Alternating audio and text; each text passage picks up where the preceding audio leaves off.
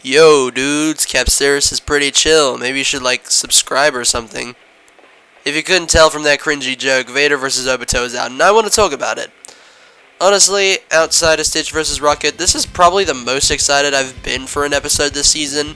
Unlike most Star Wars vs. Naruto debates, this one was actually pretty interesting, so I was excited to see where it would go. So without further ado, let's get into it.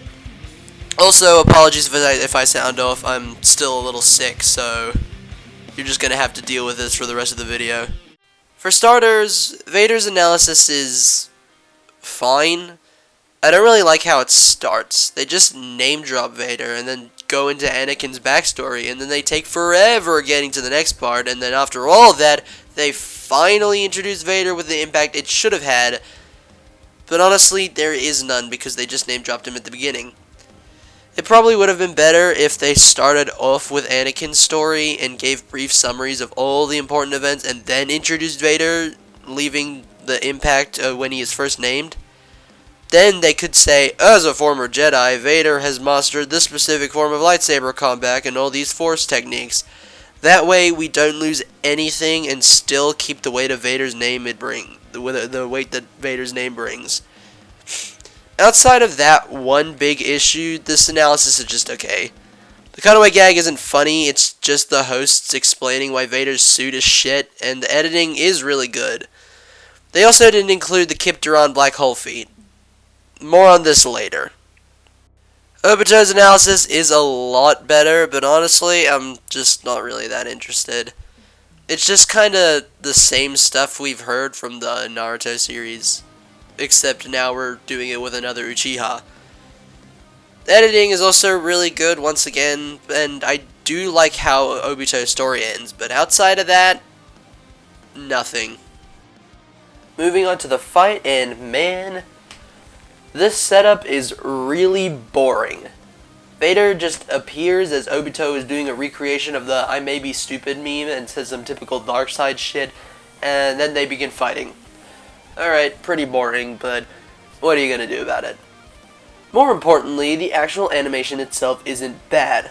Once again, Devil Artemis graces us with his godly talents. Lucariboi did point out that Obito looks kind of like an action figure, and while I can see where he's coming from, this is gonna sound weird, but I don't actually mind it. I collect action figures, namely Transformers, so I'm totally chill with it. However, I am not chill with Obito's bandana tails phasing through his collar. Last I checked, that's not how his phasing works. Anyway, after a brief scuffle, Vader stabs Obito, but our Uchiha chum decides that he has to go as his people need him, which I find absolutely hilarious for no reason. And he comes back out with his bass guitar ready to play a bit for Vader. But Vader, preferring orchestral music as opposed to jazz, destroys Obi's bass and tries to decapitate him with his lightsaber. But when that doesn't work, Vader decides that he wants to play pinball with a human body. Obito, now thoroughly pissed that his only base was destroyed, pulls a Moon Knight and throws out as much random bullshit as he possibly can, including giant metal spikes and even that one thing the Yiga Blade Masters do in Tears of the Kingdom, only with fire instead of wind. That Vader just straight up ignores like a badass. Vader then decides that he likes destroying personal property and breaks Obito's mask, revealing none other than Natalie Portman underneath. Obito then uses this to try and put Vader in one of his Sharingan illusions, but then he realizes that that is a terrible, terrible idea. Because Vader pops his eye like a firecracker, and just straight up ignores the illusion. I also like how Obito's voice changes as soon as his mask is destroyed. That is a nice touch. Obito then becomes Bully Lowenthal from Marvel Spider-Man 2. Seriously, it is shocking how well Nicholas does an impression of a Yuri Lowenthal scream. And he starts wailing on Vader, which looks a bit awkward, I won't lie. But he does manage to break his mask open. So, at least he got revenge there. Then he gets stabbed. Nice going, stupid. You had one job and you couldn't even do that right. But that does lead to an epic shot of Vader using the Force and Obito using chakra against each other. But they both fail and get sent flying backwards. Obito comments on how Vader lost his humanity as well, and Vader says, yep, shit happens, in response. That's a cute character moment for the boys, I will admit.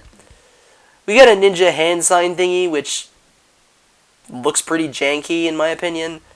And then we get my favorite scene in the whole episode. The summoning and usage of the Ten Tails. Yeah, it does kind of just smash cut to its face after we see the big hand smash on the floor, and it is a little weird, but we get this awesome silhouette shot of Vader staring the Ten Tails down as it fires its tailed beast bomb. And then Vader, like a total G, I might add, just uses the Force again to condense the ball, and the music in this scene is so cinematic and ethereal, and I love it so much. We then get a really nice tracking shot of Vader fending off against Ten Tails Obito, which is... It's just so beautiful. Obito then flies around and launches his balls. His truth-seeking balls. Get your minds out of the gutter. Jeez. Anyway, while Vader is successful at blocking them, one of the orbs loops back around and what I can only describe as vores Vader's arm. Really wish I hadn't said that, but now I did, and I'm too lazy to redo it. Obito then pushes him back, and we get this awesome shot of Darth Vader without a helmet on, as he uses his ship to try and blow up the God Tree. Vader then uses the Force to pull Obito in and begins choking him with his not destroyed hand. And before people say, oh, why didn't Vader just use the Force to do it? There's probably a very simple explanation for it. He's probably already pushing the Force to its limits right now, or like he's probably pushing himself to his limits using it, and the freaking pulling him closer is probably didn't help either, because he's probably trying to keep himself alive without his helmet on for just a little bit longer. It's an explanation, didn't say it was a good one, didn't necessarily say it was a bad one either. Anyway, moving on. But then it is revealed that it's all for naught as Obito activates the God Tree and shows Vader an illusion of him and Padme. Obito then liberates Vader from hell, his words, not mine, and finishes him off by crushing him to death with a big DNA stick. Yeah, despite the death being pretty basic, the ending itself was actually pretty touching. Not only was the last thing Vader ever saw the thing he wanted most in his life, but Obito finished him off as a mercy, as he, out of all people, would understand the pain Vader endured to become what he is today. That was really nice, actually. And the fact that Dangerous Gaze is playing caps it off so nicely. The post-analysis is good, I guess. I do like the callback to Obi-Wan vs. Kakashi. They also say that Vader and Obito are roughly equal in power by like 1 septillion and speed, but like, what about the Kip Black Hole feat and the Naruto Moon feat? I thought those would have been included. Now, sure, you could argue that Vader hasn't been directly compared to Kip, but this is the chosen one we're talking about. I highly doubt that he wouldn't be comparable to Kip. As for the Moon feat, I don't know if Obito can scale to it, but maybe at least some mention of it would have been nice. Other than that, post-analysis is fine. You want to know what isn't fine, however? The voice acting. But that's because it's great. Jason Marcanoa did friggin' fantastic as Vader, man. He honestly sounded like a dead ringer for the character. And you know when it comes to an Uchiha, Nicholas Andrew Louis is gonna kill it. He killed it with Madara, and he killed it with Obito. Why did I say Otibo? Obito. Maybe that's why Sasuke lost, because he wasn't voiced by Nicholas Andrew Louis. The track, from what I've heard, is also pretty good. Unfortunately, you can only hear it in the episode at the time of writing this, because That's No Moon isn't out yet, but it still sounds epic, and I like it.